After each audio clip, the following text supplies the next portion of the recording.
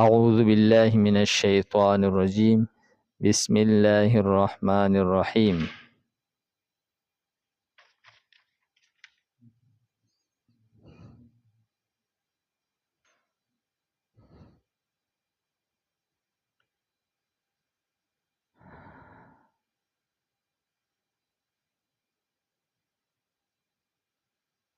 يا أهل الكتاب لم تحاجون في إبراهيم وما أنزلت التوراة والإنجيل إلا من بعده افلا تعقلون. موږ عرض کړو د دې رکوع د سوره آل عمران دویمه حصہ ذکر کی. په دې حصہ کې اثبات د رسالت د نبی کریم صلی الله علیه وسلم دی، یعنی د نبی کریم صلی الله علیه وسلم رسالت پیغمبري ثابت کړی ده. د اهل کتاب پس قباحتونو بیانولو سره او د هغوی د ځینو اعتراضونو او د شبهو په جواب ورکولو سره. د قباحتونو بیانولو مقصد دا دی که څوک دا اعتراض کوي چې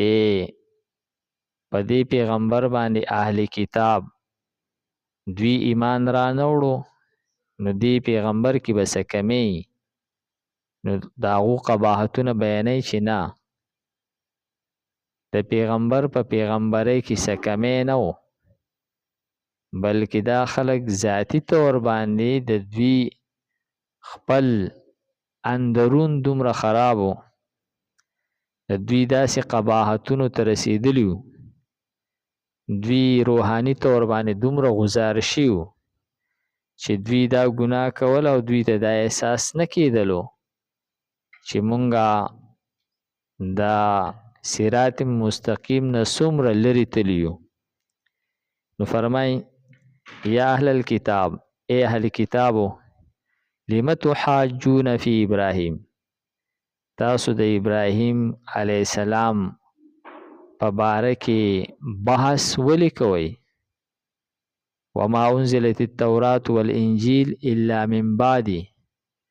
او نه دی نازل شی تورات او انجیل مگر رستو داغنه.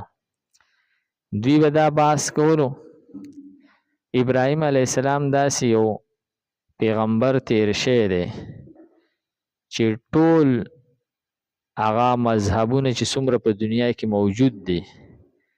که هغه یهود دي که نصرانیان دي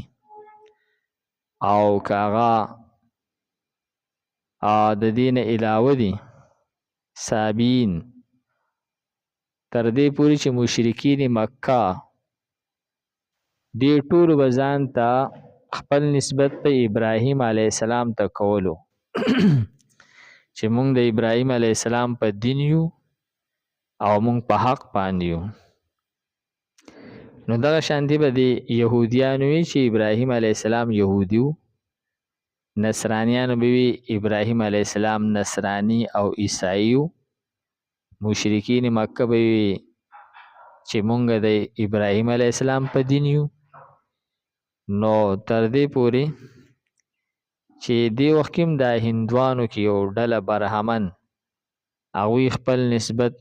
ابراهیم علیه السلام ته کوي. نو الله تعالی فرمای چې تاسو څنګه حجت قائموي، بحث کوئ، مناظره کوئ، دلیل قائموي په دې خبره چې ابراهیم علیه السلام یهودي و یا نصرانی و، حالان کې یهودیت چې دی دا خو د تورات د نازلېدل نه ډیر وروسته پیدا شوی دی،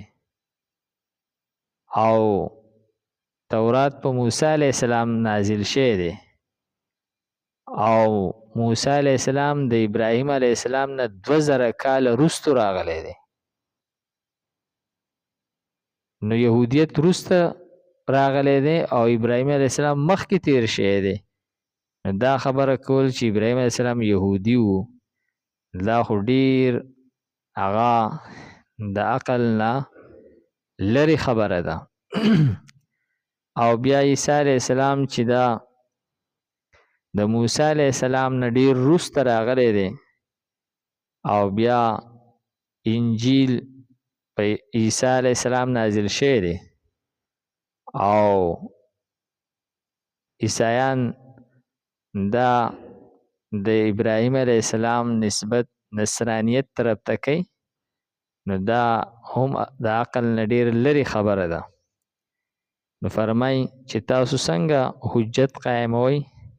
د ابراهیم علیه السلام په باره کې او نه دی نازل شوی تورات او انجیل مګر دغه نه وروستو افلا تعقلون ایا تاسو عقل نه لرئ؟ ها انتم هؤلاء خبردار اے خلکو حاججتم تاسو حجت قائموي بحث کوي دلیل قائموي فیما پا آغا خبرو کی لکم به علم پا آغا مسلو کی پا آغا خبرو کی تاسو بحث کوي حجت قائموي پا کم خبره او پا کم مسله کی چې تاسو ته علم یی فلمتو حاجونا نو ولی تاسو حجت قائموي بحث کوي دلیل قائموي فیما پا آغا مسلو کی لیس لکم به علم چې پای کې تاسو ته علم نشته لري. یعنی دا خو ډیر زیات هغه د اخلاقو نه پریوتي خبره ده چې یو کس ته د خبرې علم نه او پای کې دیم دی بحث کوي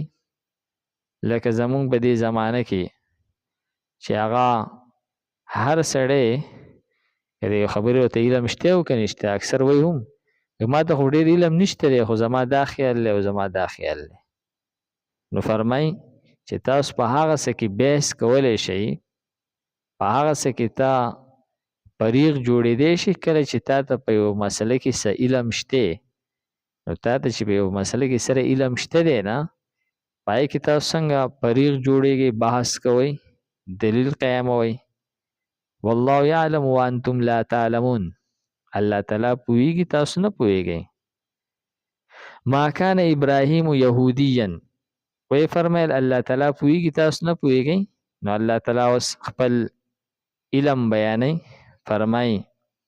نو ابراهیم علیه السلام یهودی ولا نصرانیا او نو نصرانی ولكن كان حنیفا لیکن هغه یو مخیز و موحد و مسلما او مسلم و مسلمانو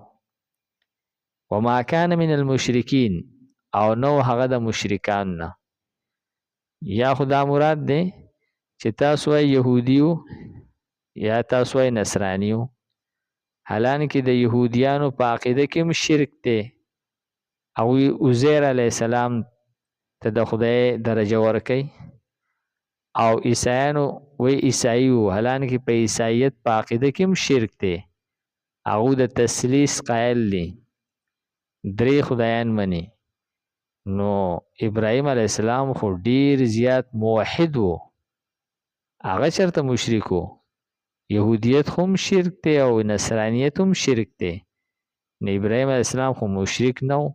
دا خو تاسو منئ. او یاد ده چې ابراهیم علیه السلام نه یهودی و نه نصرانی و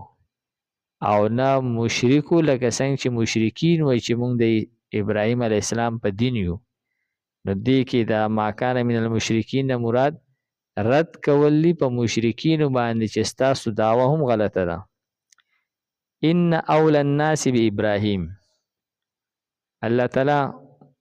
وس د ابراهیم علیه السلام حالات بیان کړل چې هغه حنیف او مسلم و یهودی نصرانی او مشرکان نه نو. البته د ابراهیم علیه السلام د دین سره زیات نږدې خلک څوک نو فرمایي چې ان اول الناس بابراهیم یقینا نږدې خلک ابراهیم علیه السلام ته په دین کې للذین خامخ آکسانو اتبعوه کوم خلکو چې د ابراهیم علیه السلام تابعداري کړې وه نو هغه خلک ابراهیم علیه السلام ته نږدې وو. وهذا النبی او دا نبی چې دی نبی آخر الزمان دا هم ابراهیم علیه السلام ته نږدې دی په اعتبار د دین سره. والذین آمنو او هغه کسان چې ایمان راوړی دی مؤمنان دي صحابه دي، نو دوی ابراهیم علیه السلام ته په دین کې نږدې دي. نو فرمای والله ولی المؤمنین، او الله تعالی د مؤمنانو دوست دی. الله تعالی د نومونو سره سکار نشته دی. یو کس ځان له نوم یهودي ښودی دی، چا ځان له نصراني نوم ښودی، چا ځان له بل څه نوم ښودی دی، نو په دغه نومونو سره د الله کار نشته دی. الله تعالی د مؤمنانو دوست دی.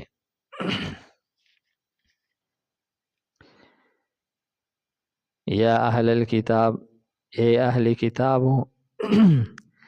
لم تحاجون ولی تاسو جګړه کوي فی ابراهیم د ابراهیم علیه السلام په باره کې، وما انزلت التورات او نه دی نازل شوی تورات، والانجیل او انجیل، الا من بعد مگر وروسته د دنه. افلا تعقلون آیا تاسو عقل نه لرئ؟ ها انتم هؤلاء خبردار اے خلکو، حاججتم تاسو بحث کوئ جګړه کوئ فیما پاغه مسائلو کې لکم چشته تاسو ته به پاغه باندې علم، فلم تحاجون نو ولې تاسو جګړه کوئ